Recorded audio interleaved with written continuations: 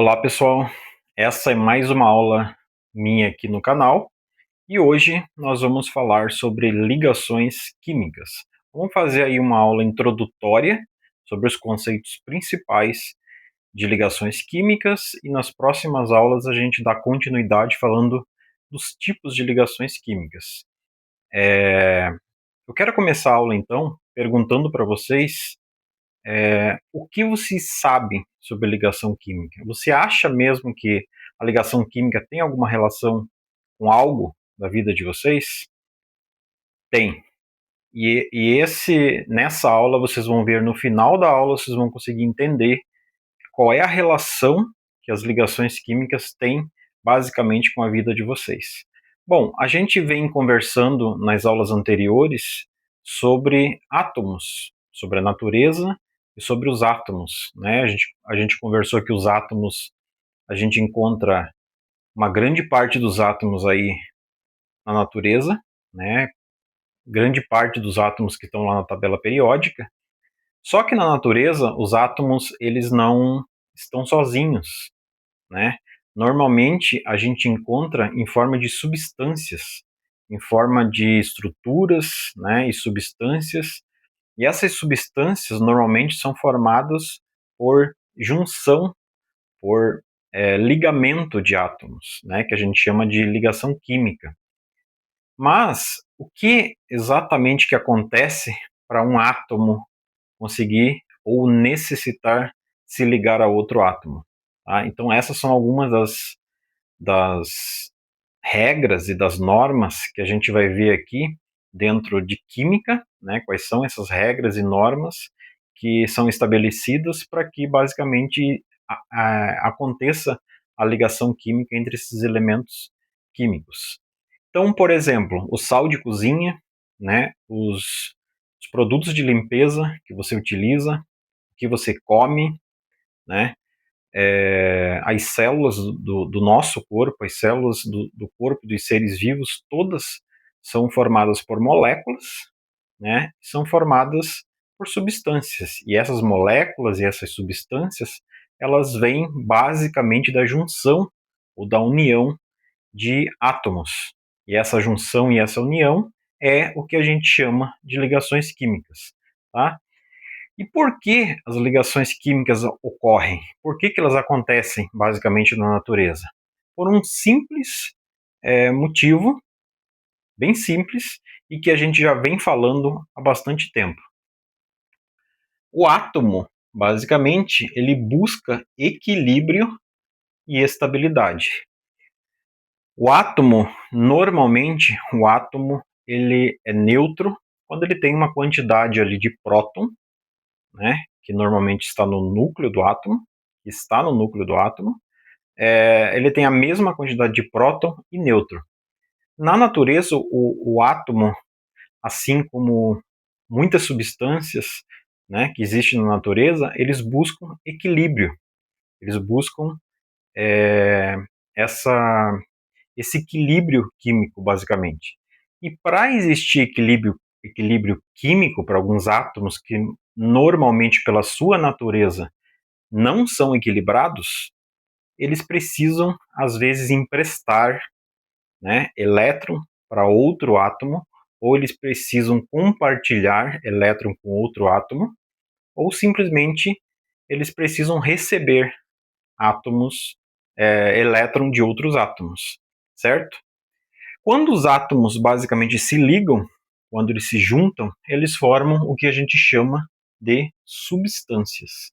Tá? Então, as ligações químicas formam substâncias. E essas substâncias, normalmente, elas são formadas a partir de um átomo perder elétron, ele pode perder ou simplesmente doar elétron para outro elemento químico, né, ou para outro átomo. Ele pode ganhar ou ele pode simplesmente compartilhar. A gente vai detalhar como isso ocorre em outras aulas que a gente vai falar de tipos, né, dos tipos aí principais de ligações químicas, mas nesse momento o que a gente precisa saber é que o átomo na natureza ele busca o equilíbrio, né, e existe uma regra para saber se o átomo é equilibrado. E essa regra foi desenvolvida pelo Cossel e o Lewis lá por volta de 1916, chamada de regra do octeto. Tá? A regra do octeto basicamente diz o seguinte: os átomos, para adquirirem estabilidade química, precisam de 8 ou 2 elétrons na camada de valência. Tá? Vamos retomar um conceito aqui que a gente já visto em outras aulas, que é o conceito da camada de valência. Certo? O que é a camada de valência? Em aulas anteriores, se você ainda não assistiu essas aulas, assista, que a gente falou de distribuição, né, como os elétrons são distribuídos basicamente na eletrosfera, através da distribuição eletrônica, utilizando basicamente o diagrama de Linus-Pauling.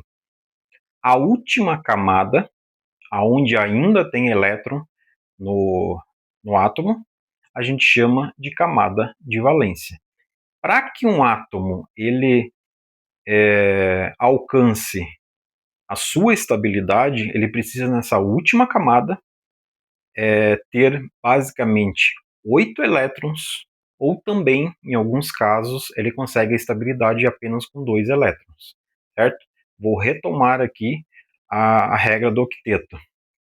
Os átomos, para adquirir estabilidade química, não esqueça que eu falei no início da aula que o átomo normalmente ele busca equilíbrio e estabilidade. Agora, vocês conseguem entender o que é equilíbrio e estabilidade. É basicamente ter 8 ou 2 elétrons na última camada da distribuição eletrônica, que a gente chama de camada de valência, certo?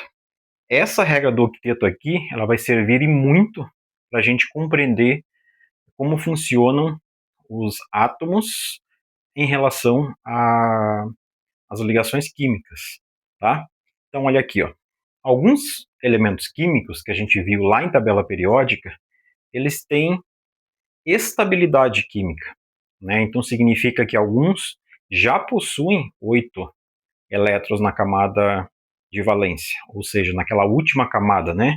Então, aqui vocês conseguem ver no desenho, a gente tem o núcleo do átomo, e aqui a gente tem as camadas, né, que a gente chama de eletrosfera, são as camadas de energia ou níveis de energia. Nessa última camada aqui, o elemento químico estável, ele precisa ter 8 elétrons ou simplesmente 2 elétrons para ele ter estabilidade. Então, alguns elementos químicos, alguns grupos, né, de elementos químicos, da tabela periódica, por exemplo, ele já tem essa estabilidade. Então, se eles estão estáveis quimicamente, né, ou eletricamente, vamos dizer assim, do ponto de vista dos elétrons, ele não consegue fazer ligação química com outros elementos, ou ele simplesmente tem dificuldade de fazer essas ligações químicas com outros elementos, tá? Como é o caso, por exemplo, dos gases nobres, tá? Que está lá na tabela periódica e normalmente ele fica na última coluna da tabela periódica, tá? Então, olha aqui, estabilidade, ele tem basicamente na sua camada de valência, né, 8 elétrons ou 2 elétrons, como é o caso, por exemplo, né, 2 elétrons, como é o caso aqui do hélio, certo? Para a gente compreender melhor como isso funciona, eu peguei aqui 2 exemplos para vocês entenderem melhor dentro de um desenho, né, dentro de um esquema. Então, que é o desenho aqui, por exemplo, do átomo de sódio, que ele tem número atômico igual a 11, né? E do átomo de cloro, que tem número atômico igual a 17. Como é que a gente sabe, basicamente, quantos elétrons ele tem na camada de valência, ou na última camada? Basicamente, a gente tem que fazer a distribuição eletrônica. Então, a gente começa a distribuição eletrônica com S2, né? Então, aqui a gente tem 2, 2S2, 2P6. Então, aqui somando já deu 10, né? E para concluir aqui seria o 3S2, mas como ele tem 11, e somando aqui os 10 com mais 1, ele completa aqui a camada de valência com um elétron apenas na última camada. Tá? Isso quer dizer que ele está instável. tá? Ele está desequilibrado. Então, o que, que ele precisaria fazer? Nesse caso aqui especificamente, se ele doar esse elétron para um outro elemento químico, né, para um outro átomo, ele fica aqui nessa camada aqui, na segunda camada com 8 elétrons. Conte aqui comigo só para você conseguir descobrir. Então, ó, uma camada, duas camadas, três camadas, né? São as três camadas que estão aqui. A primeira camada tem 2 elétrons, aqui, ó. Primeira camada, 2 elétrons. Segunda camada, somando 2 com 6, dá 8 elétrons. 1, 2, 3, 4, 5, 6, 7, 8. Só que ele tem um elétron na terceira camada, e esse elétron ele está transformando esse elemento químico instável, em um elemento instável, um átomo instável, certo? Nesse caso aqui, ele precisaria doar esse elétron. Se ele doar esse elétron aqui, ele fica com 8, que é o da camada anterior, e ele alcança a estabilidade. Já que no cloro, a gente fazendo distribuição eletrônica, a gente vê que ele tem 5 elétrons e mais 2 elétrons na camada de valência, que no caso aqui é a camada 3. Tá? Então aqui ele tem 7 elétrons, tá? E ele está, para alcançar a estabilidade, ele precisaria basicamente de um elétron apenas. Se ele tem 7, ele recebendo um outro elétron, ele alcança a estabilidade. Nesse caso aqui que eu coloquei para vocês conseguirem entender, a gente tem aqui o útil, né, unindo o útil ao agradável, né, como uma expressão que a gente conhece. Então, por exemplo, se esse átomo de sódio, que tem apenas um na última camada, doar um elétron aqui pro cloro, ele, em vez de ter 7 na última camada, ele vai ter 8. Então, esse se unindo com esse, o que acontece? Basicamente, esse alcança 8 elétrons na última camada, ele passa a ser estável, e esse daqui deixa de ter esse elétron aqui nessa última camada e passa a ter os 8 da camada anterior. Então, nesse caso aqui, o que a gente teria? A gente teria o cloreto de sódio, certo? Que é o que a gente conhece aí por sal de cozinha. Nesse caso, a gente tem uma substância, tá? 2 átomos ali que eram instáveis, que eram desequilibrados, um doou o elétron para o outro e se transformou em uma substância aí equilibrada quimicamente, tá? Quais são os tipos de ligações químicas que existem? Basicamente, são esses 3 tipos aqui. A ligação iônica, ligação covalente e ligação metálica.